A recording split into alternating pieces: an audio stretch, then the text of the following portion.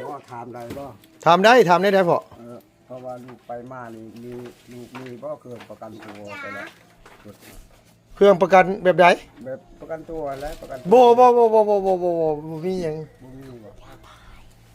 กันว่าบ่มีล่ะอ๋อคือแบบว่าเครื่องป้องกันโตแบบว่านี่นั่นนี่เนาะพ่อเนาะโอ้บ่มีพ่อเอ้ยมีแต่พระพุทธพระธรรมพระสงฆ์มีแต่อันนี้เนี่ยทางชุมลูกนี่บ่มีไผมีเป็นยังพอจังว่ากันเพราะว่าคนชนบทเฮาล่ะลาวช่องเฮานี่มันหลายแนวลูกแม่นอยู่มันหลายแนวคือพ่อเว้านั่นแหละลูกไปแต่ละบ่อนโดยแม่นเฮาก็ไปแล้วมีหม่องชั่วหม่องดีนะพ่อเนาะผู้ดีผู้หายนะโดยตัวไว้นะอันนี้คือทั้งถ้าพ่อแล้วมีเครื่องอันว่านี่แหละพี่น้องเอ้ยกันเรื่องคนเฮ็ดคนร้องนี่แม่นบ่พ่อโอ้โดยบ่มีตัวนี้ยอมบ่มีเด้อบ่กินกับข้าวเลยเฮาเจ้าอยู่เบี้ยอยู่จังโดยเหรอเอาเบิ่งเนี่ยนะบ่าวเจ้าน่ะเบิ่งนะบ่าวเจ้าคืนน้ำลายเนี่ยจะดีอันมานี่ใครกินผู้เดียวใครแหละนี่อะไรแซ่บสับเอ๊ะแบบงานเอ็ดงานเขาให้เอาดูได้ไ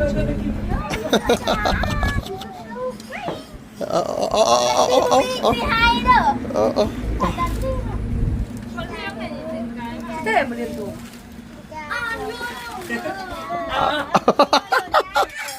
เป็นครั้งแรกที่น้องเลยมาเห็นด้วยเนี่ยให้อันละนึงโอ้ตกชะนอเอามานำกอบ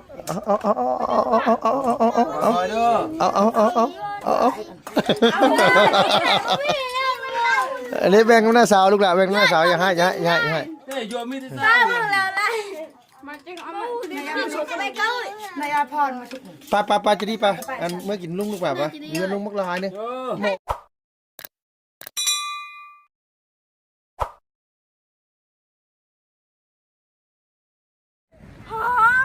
ฮะหอมยังลูกหลานอ่ะหอมของกินให้เคยได้ลูกเคยกินโอ้เอาว่าฝากอีหล่าแหละเด้อสวัสดีเคยดีใจเลยได้กินของเจ๊เด้อลานกับนาซาตีกันเยอะลูกยังลุงว่าชีอันนั้นโดยใส่ไปเปิดดูบ้างยูไปเปิดบ้างยูฮะโดยเอาพี่น้องเลยเนาะ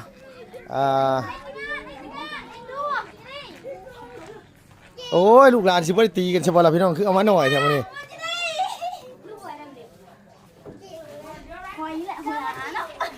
โอ้พ่อน่ะสบายดีเด้อพ่อเด้อโดยสบายดีย่ำแรงๆโดยอร่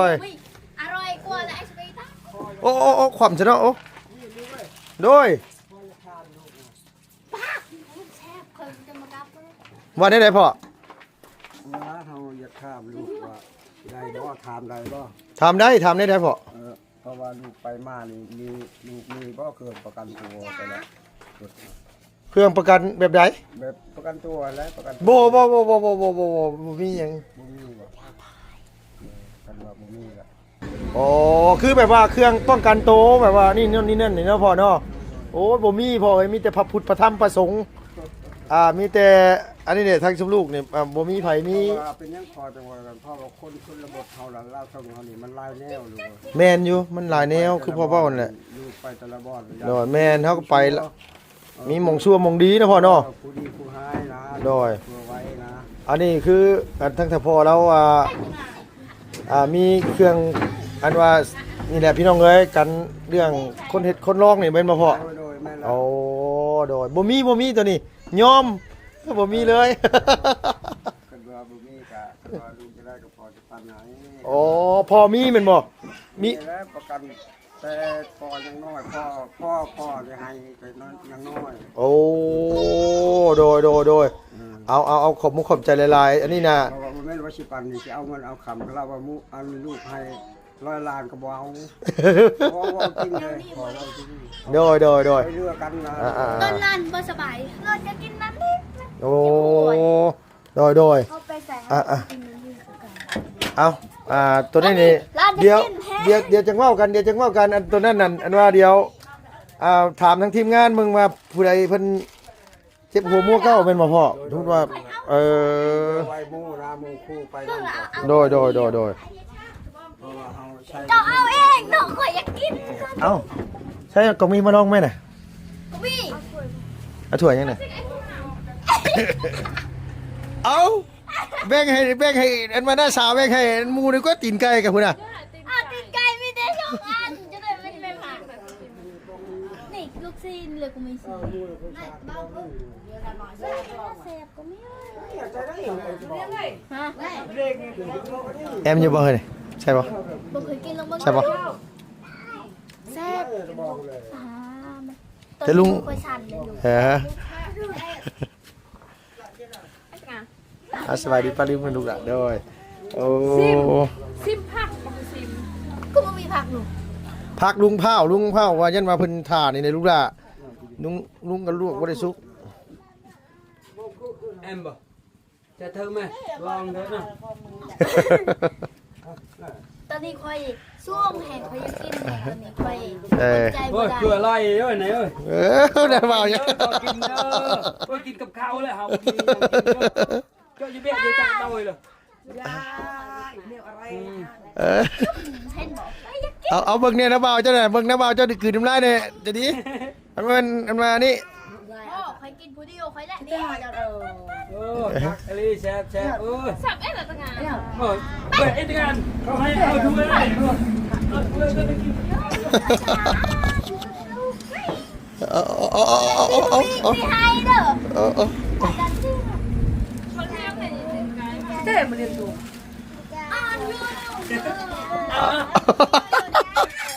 เป็นครั้งแรกที่น้องเลยมาเห็นด้วยเนี่ย เจ็ดติดไก่เอ้าให้อันละนึงตูละอัน โอ้ตกชะนอเอามานำกอบเอาอันนี้แบ่งกับหน้าสาวลูกหลานแบ่งกับหน้าสาวอย่าให้ เฮ้ยโยมมีแต่ ป้า ซ่า เพิ่งแล้วไล่ มาจริงเอามา พี่ชุกก็ไม่เก้า ในอาพรมาชุก ปลาจะดีปะอันเมื่อกินลุงลูกแบบวะเรือนลุงมักละหายเนี่ย เออ หมอบ่ใหญ่เนี่ย น่ะ เอ้า จะกินนี่ เป็นยังกิน ไม่ เลย ต้องก็ลุง กระลุงกับมาส่งก็ได้เนาะ โอเคเอ้ย บ่เออ เอาหลานปากปูแล้ววันนี้เอา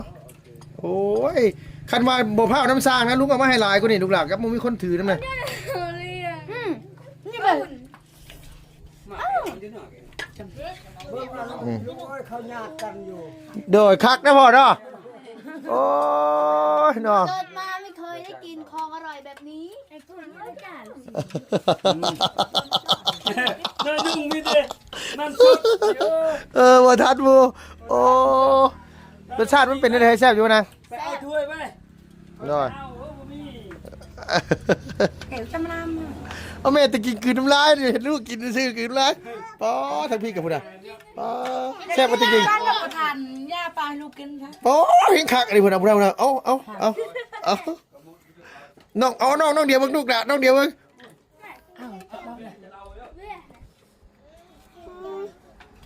อู้เบิดแล้วน้องนี่สิลูก กินกับข้าวเลย แซ่บป่ะโอ้ยเนาะคือสิแซ่บคักอยู่ได้ดิเนาะโดย นักนั่งจะแซ่บลุงหัดเอ้ย ฮะ ลุงเฮ็ดนะ ฮะแซ่บป่ะป๊อพูดอีกหน่อยพุ่นอ่ะ ลูกก็มีหมดแล้วก็มี ลุงเธอนะเห็ดอีกเด้อ ฮะ หมดก้อนแล้วก็มี เท่าน่าเฮ็ดอีกเด้อซะบ่ตัวลุงบ่ได้คิดว่าลูกหลานสิกินเป็นได้เว้าจากใจเลยนะบ่เคยคิดว่าลูกหลานสิกินเป็นได้เว้าจากใจเลย กินหยังก็เป็น นี่ลุง ใช้เจ้าน่ะมึงน่ะป๊อปั่นข้าวพี่น้องเอ้ย ครับ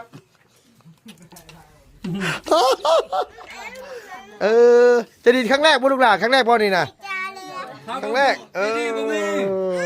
มึงยังน่ะไปเอาข้าวมาใส่ว่าดิน่ะ ลุงเข้า ลุงเห็นยังก็แซ่บใส่น้ำมันก็แซ่บต้มกีรักก็แซ่บ โอ้ยได้ละบางมาเผ็ดลุงอะไรลุง ละไมอ่ะลูก เฮ็ดยังทำไมเอามื่อยัง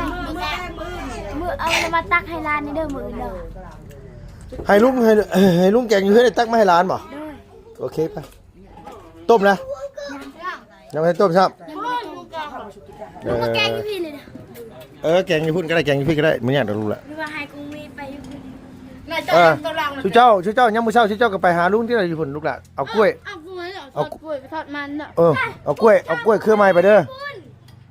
ฮะ กล้วยคนนึงบอก เอากล้วยเครือนึงเอาบีแก่ๆแน่ ไปจังโมง ลูกละไปตอนเช้าก็ได้แล้วแต่ชูเจ้า โตเลย เอาโอเคดอย มันเอาบ่มันที่ตา เอามันก็เอาลุงซื้อมาเรียบร้อยน้ำมันกับลุงก็ซื้อมาแล้วอันว่าไอ้หยังวะน้ำตาลแล้วก็โอ้ลุงซื้อมาครบไปแล้วลูกละมีดนวดมีดก็ซื้อมาแล้วมีดซื้อมา2 อันมีดซื้อมา2 เอาแต่ เขาก็เฮ็ดบ่หลายเฮ็ดให้เบิ่งซื่อเนาะกับพ่ออยู่ดอกมีด2 อันก็หลายคนหั่นอยู่ แต่ว่าแล้วว่ามื้อนี้ไผสิหั่นพูดเลยว่าในจักใจหอยลูกผู้บ่ได้หั่นมือผู้นี้กับน้าเศร้า โดย ลุงข้าวลุงคือบอกมาละ ฮะลุงฟ้าวเลยลูกหล่ะลุงฟ้าวก็เลยลุงก็เลย ร้านมันจะกินข้าวเที่ยงเมื่อเลยบอกหรือว่าให้ร้านอื่น เอาให้ลุงเอาเมื่อได้ก็ได้เดี๋ยวลุงมาต้มเองลูกหล่ะเดี๋ยวลุงจุ๊บให้ต้มเยอะลุงได้หลายเลยลูกเลยตีนไก่ลุงซื้อมาหลายนึงไม่ได้คิดว่าลูกหลานสิอยากกินไม่ได้คิดว่าลูกหลานสิกินเป็นได้ เคยกิน ฮะ ไม่เคยกินครั้งแรก ใช่จุ๊ ถ้าอยู่ในคลิปอยากกินน้ำลายย้อย จุ๊ยด่าก่อนจุ๊ย ไม่กินใช้กินเมื่อตีนไก่นะ ยัง เปื่อยยังเปื่อยปะเปื่อยปะตีนไก่ลองชิมเมื่อ ตะก็ยวนนั่นตะ เว้ย เปื่อยปะแอมมาตีนไก่กัน นาบาวอ่ะกลัวเวียดอีกลุงเห็ด ฮะ กลัวเวียดอีกลุงเห็ดแซ่บ เฮ็ดแซ่บก็เวียดเฮ็ด แม่น โอ้ยบ่อยากเป็นศัตรูกับเวียดนะตัวว่าฉันนะ บึ้งแม่นาบาวอื่นอ้าวว่าทิ้งแหละอะไรเนี่ย ใช่อันนี้บ่ลูกหล่ะ มาเลยผ่านก่อน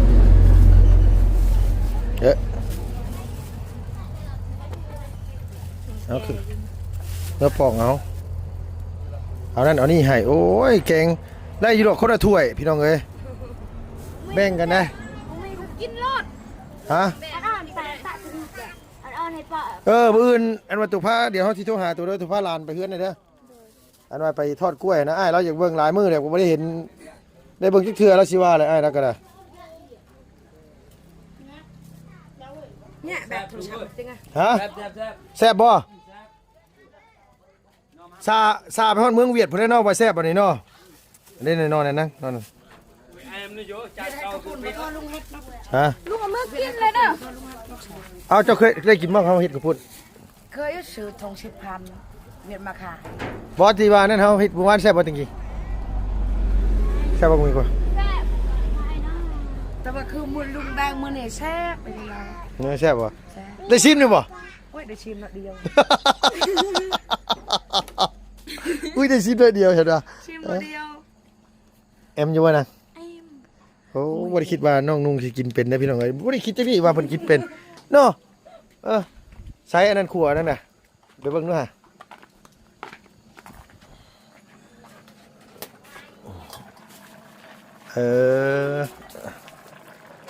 คือใช้น้ำลายแท้ต้องให้มันบกขึ้นบ่บ่น่ะต้องให้มันบกขึ้นบ่ปิดนะให้คมตัวน่ะปิดนะเนาะ ข้อยหาก็มาแต่บ้านสกี้นี่ เอาตัวไปยังมาสิกี่ ไปรวมเด็ดไปแต่เช้านี่เขาก็มา กูก็ยังไม่ทันได้แล้วมื้ออื่นนี่เขาจะว่าให้ไปตอน8 โมงอีก ยังไม่ได้แล้ว ข่อยแล้ว ทานจนค่ำ ตอนตัวมาหันตัวโทรหาลุงหันตอนนั้นน่ะคืออันนี้บ่ แม่โทรหาตอนแรกได้คอมเมนต์ตอน2 โมง โดยเอ้าอันเครื่องอันนั้นเนี่ยที่เฉพาะได้ถามลุงนี่มันเป็นหวานบ่หรือว่าหยังดู บ่แม่นบ้านใส่ผู้อื่นวานป้องกันตัวเอง แม่นั่นแหละจะว่ามันเป็นหวานแม่นบ่หวานป้องกันสิเป็นบ่ มันเป็นขี้ฝุ่นสีขาวสีเหลือง อ๋อแต่ แต่เฮาน่ะถือศาสนาพุทธ สมมุติว่าเฮาไปเจ็บท้องเจ็บหยังกินได้ได้นี่ โดย ทุกวันเขาก็กิน ได้เนาะแต่คือลุงน่ะลุงถือศาสนาพุทธน่ะเพิ่นบ่ให้ถือเรื่องอื่นต่อเพิ่นบ่ให้ถือว่ามีคนเฮ็ดคนลองนู่นนี่นั่นเพิ่นเพิ่นเป็นบ่อยากคันศาสนาพีเนี่ยเพิ่นย่านแม่นบ่แต่ศาสนาพุทธ ศาสนาพี่ก็เขาบ่ได้ถือไปนำได้ไปนี่ไปนั่นก็บ่ได้ อ๋อคือลุงแบบว่าลุงบ่เคยถือมาจักเทื่อ ปะอยู่เฮือนซื้อ เจ้าน่ะ พ่อคือแม่ก็คือกันเราบ่ได้ถือไปเนี่ยไปยังไปนี่นะสุดท้ายก็บ่ได้ไปอยู่แล้ว คือเจ้าเด้อ่ะเจ้าบ่ได้ถือไปบ่เจ้าบ่ได้มีหยังหรอก เฮาก็บ่ได้ไปไสเนาะกลับไป ตัวหนูเฮ้ยตัวหนู หนูลายหนูกลับไปก็บ่ได้ถือสุดท้ายก็บ่ได้ถือ แต่คำว่าย่านแท้เขาไปทางในผมก็ถือแล้ว ทางในบ้านทางอันละฮอพวก แม่น ทางละฮอนี่เขาไปตลอดเลยนะไงเราอย่างว่าเรานั่นน่ะเราอันว่าเขาแจกเครื่องเนาะเราแจกเครื่องเนี่ยเราอันนี้เราให้เขาได้เขาให้ ทางบ้านเราห้อไม่ได้ยานปานใดแต่เขาไปไหนพุ่นทุกอย่าง แมนเข้าไปทางในปูนทางติดเบียดผู้เอาตัวเคยเข้าไปว่าท่านผู้ ขึ้นน้องไป2 เทื่อบ้านนาฮอนนะค่ะไปแต่บ้านนาฮอนนั่นแหละ เลยฮอไปบ่ได้เคยไป บอก บ้านนาฮออันนั้นบ้านเอื้อยเลยเอื้อยร้านของพ่อเลย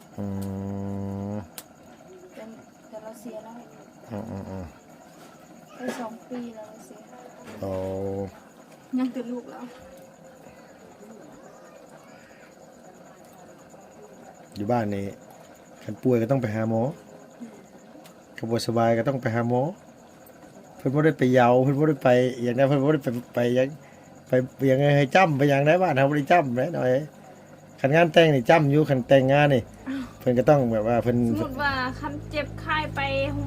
ไปหาหมอมาละก็บ่ดีครับไปจ้ำ อยู่บ้านตัวนั้นเนาะแต่ส่วนหลายก็ไปหาหมอก็ส่วนหลายก็สิเซาได้หลายกว่ารักษาถูกวิธีเด้แม่นบ่ล่ะ ก็สุดลาไปหาหมอแน่ โดยบ่คันว่าคันเจ็บป่วยบ่มีสาเหตุน่ะแม่นเพิ่นก็ต้องเอิ้นอย่างเพิ่นเอิ้นไปยามเนาะไปยามเพิ่นไปยามเพิ่นก็บอกว่าพอตู้ไม่ตู้ถามกินตามกินไก่นู่นนี่นั่นมีก็มีบ้านลุงก็มีคือกันมีอยู่กับบ่แม่นว่าบ่มีดอกมีเขาจ้ำก็หายอีหลีบางคนน่ะนะโดยก็มันก็หลายทางคือจะว่าแหละเนาะบ่เชื่อเฮาก็บ่ลบดูแต่ลุงน่ะบ่ได้ลบดูแต่ลุงก็บ่แม่นว่าลุงบ่เชื่อได้ลุงก็เชื่อคือกันแต่ว่าบ่ลบดูแต่ว่าเขาบ่ถือศาสนาพุทธสินะเพิ่นให้เชื่อในความดีของตัวเองคันว่า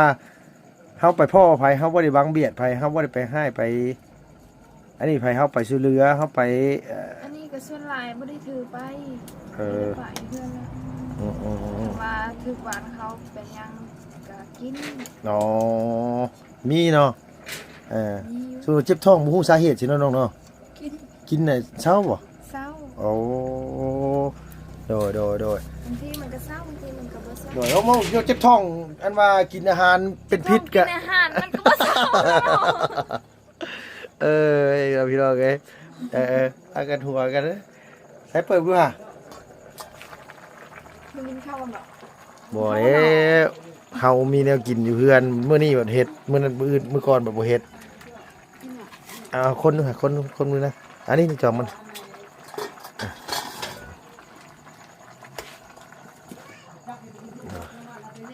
โอ้แต่บางขวมได้หน่อยเฮ็ดหยังก็ได้แต่บางทำขวมได้ก็จะแซ่บเถอะเว้ยฮะก็จะแซ่บนะ จ้าแล้ว ตัวกระซิ่งนี่ตัวใส่ว่ากับพวกรถดีพวกนี้น่ะเอาตัวบ่ได้ใส่บ่ใช่กันดีลุงสิมา เขาว่าจ้างอยู่มันก็ใส่ เบิ่งซิมมึงดูหามาซิมมึงดูหา จ้างเด้จ้างเกลือจ้างนัวเลย ป้าอาจจะตรวจพี่น้องเอ้ย เผ็ดแล้ว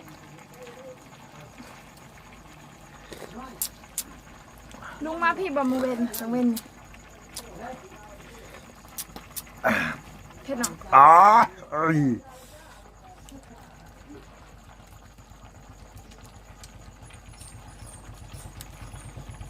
บ่รู้ซะรู้แต่ว่ามันหวานนิดนึง หวานพักอันนี้เนี่ย แม่นหวานฟักเลยนะแม่นหวานแต่ว่านี่ต้องเอาน้ำปลาใส่อีกน้อยนึงเนาะนางเนาะ เด้อ ได้แล้วน้ำปลาใส่ก็ได้เกลือก็ได้แล้วแต่ตัวใครอยากอบผิวนี่เข้ามาห้องครัวเพื่อนน้องกุ้งมีนี่ขาวจั๊วะพี่น้องเอ้ย โอ้ยจะใส่ภูเขาแล้ว โอ้เนาะ สีดำเฮ็ดเต้ ฮะ สีดำบอกว่า เออ ผู้ได้บอกข่าว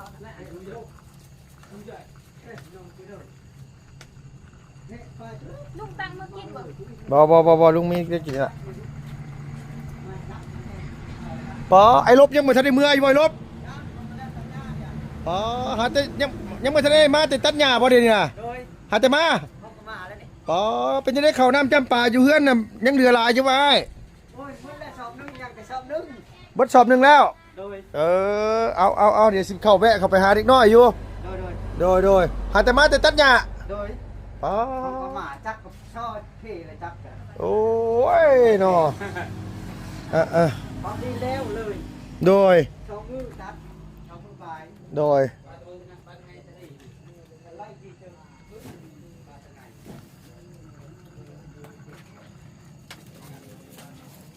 โอ้ยตกใจเด้น้องหมาคือบ่โป้งหน่อย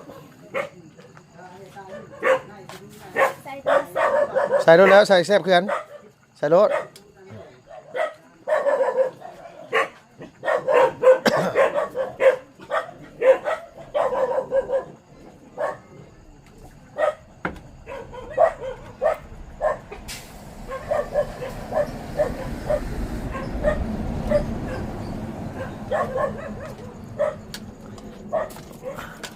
โอ้ยหอมฮะโอ้ยโอ้หลังโปเลยพี่น้องเอ้ยอะกูไอ้ตามมันนี่ตามมันนี่ ตำเลือดป่ะนะ ทำเรื่อยละ เออ มันเห็นนี่เห็นควันไฟแล้วมันเลี้ยวไปทวี เออเออ เสียงอย่างควันไฟกู โดยอันมือกล้องของลุงมาเลยผมอิ่มเลยบ่ อิ่มแล้วอยากกินนี่แล้วอาหารน่ะอิ่มแล้ว บ่อยากแล้วนี่นะ แม่งอิ่มแล้ว เอาแล้วตรงนี้เลยบ่ แล้ว ตรงนี้ขายบอกช่ำอาหารตัวบัดที่น่ะ อยากกินอาหารดุ้งนั่นแหละอิ่มเลย โอ้ยเจ้าใหญ่แล้วกันกินแหละชัดน้อยแหละ เพิ่นกำลังอันว่าแป้งกิน แล้วว่า อ้ายฮะ ลุงแกงหน่อไม้ลุงกินเลยแล้วว่า เก่งไหมลูกกินครับนะกิน เด้อกับบนเป็นหยังดอกกระชิโตไปกระชิโตก็สิกินคือเก่าแหละ พาทีมงานลุงกินเลยเด้ออาจารย์ลาวบบุญมันป้าบบุญสารวันเราไปหาได้บบุญมันป้าได้ โอ้อันนี้บ่ แม่น ข่อยบ่เอาเมื่อดอกชายกับบ่บุญมาปลาไปหานะ ไม่หยัง มันสิเค็ม บ่ มันสิเค็ม ค่อยนี่เป็นคนนั้นเนี่ยเรามีแต่ถ่ายคลิปซื่อๆพา อ๋อ ไปหา ใครอยู่ชนะได้ปรุงได้แล้วก็มีอะไรครับวะปรุงแล้วได้ละ ไม่หยังจึงเค็มบบุญมันป้าไปหา ฮะ คันบบุญมันป้าไปหาก็เค็ม เค็มแล้วเราบ่อาบน้ ฮะเราไม่ได้อาบน้ำ ำ บ่ โอ้เราบ่อาบน้ำก็เค็มแหละ อ้าวเราเฮ็ดคือคนอาบน้ำนี่เหรอวะ เนาะ เราว่าเราอาบน้ำนี่ แซ่บแล้วบ่คันแซ่บแล้วเฮาสิเมื่อได้ไปแม่เอากระซามมาลุงมาน่ะ โอ้เนี่ย เอากินแล้วบ่ลืมว่ามืออื่นบ่เอามืออื่นปืนมาไปให้โอเค มื้ออื่นนะลุง ได้โอเค ล่างมื้ออื่นไปส่งเลย โดย 8 โมงนะลุง ประมาณ9 โมง 10 โมงก็ได้ลูกละเอาโอเคมีตัวลุงสิเมื่อป้าเด้อเอาสบายดีเด้อลูกเด้อ ด้วยสบายดี เด้อสบายดีโอ้ยนักเลงขนาดเลยพี่น้องเอ้ยสบายดีเอา สบายดี เดี๋ยวไปเด้อนางได้เมื่อเด้อ ใช่นักเลง โดย มียังไงน่ะ ปูกับปูนี่แต่ได้อื่นล่ะสิ ไปแต่6 โมงนี่แหละปุ๊บคน โอ้ล่ะปลามาเจ๊งล่ะอาเซียนให้ทวงกันเลยล่ะ เนี่ยตัวนี้กะ เขาไปเอ้ากระปูแต่อันนั้นแต่เขาไปการไปการเนี่ยไปหาไปชนนั่นน่ะเอ้าบ้าคุณลายเถอะมันตกมันตกเนาะ เอาลุงเมื่อได้เลยลูกหลานเด้อ โดย พ่อเอ้ยแม่เอ้ยเขาเมื่อได้เด้อเขามีแนวกินอยู่ ไม่ได้ตักนะบอก ตักหยัง ตักอันนั้นคงมีเห็ดกิน บ่ลุงมีกินแนวกินอยู่ลูก กิน ป่ะ ก็ต้องตักให้ บ่ลุงได้แล้วลูกหลานมันเมื่อกับวิไปกินไว้กินซะไว้กินรถขอบใจเมื่อลูกหลานเด้อ จะทำคนไทยเด้อ โดย กินซีเนอร์ก็มีก่อนลูกได้ลูกกินซีเนอร์ก่อนเฮ้ยกินก่อน ใช้ซิมนิ้วของมือของซิมมือของมีเนี่ยจับอยู่นะบ่นะบ่ตาเอ็ม ตาแอม นอนนะ